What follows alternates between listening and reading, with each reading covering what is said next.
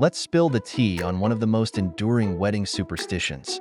Why can't the groom see the bride before the wedding? Is it really about bad luck?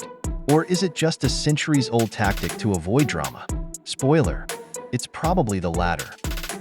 Back in the day, marriages were more about alliances, political gain, or transactions than love. Enter arranged marriages. Keeping the bride and groom from meeting ensured that the union was based on the arrangement, not pesky things like personal feelings or attraction. The no-seeing before the wedding rule locked in the deal, preventing any second thoughts. Families weren't about to risk the groom bolting because he wasn't swooning over his bride. Imagine the scandal. To avoid runaway grooms and the financial and social fallout, couples were kept apart until the vows were practically a done deal. Enter the veil trick.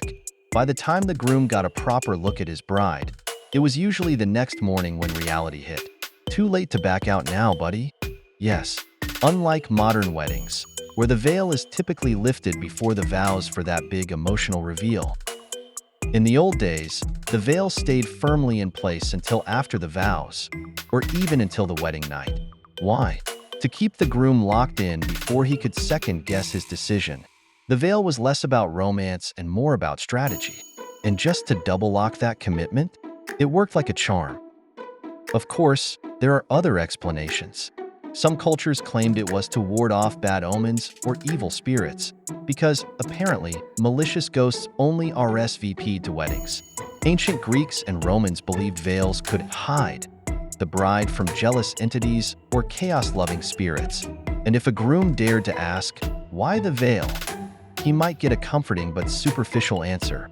So you can focus on her inner beauty. Romantic? Effective? Absolutely. And let's not forget the biblical twist. The Jewish Budeikin ceremony ensures no one's pulling a Jacob and Leah situation. Genesis 29. Anyone? In this story, Jacob falls in love with Rachel, the younger daughter of Laban, and agrees to work for 7 years to marry her. Romantic, right? Well, here's the plot twist. On the wedding night, Laban pulls a sneaky move and substitutes his elder daughter, Leah, for Rachel. Since Leah is heavily veiled, the classic trick. Jacob doesn't realize it's the wrong bride until the next morning. Surprise!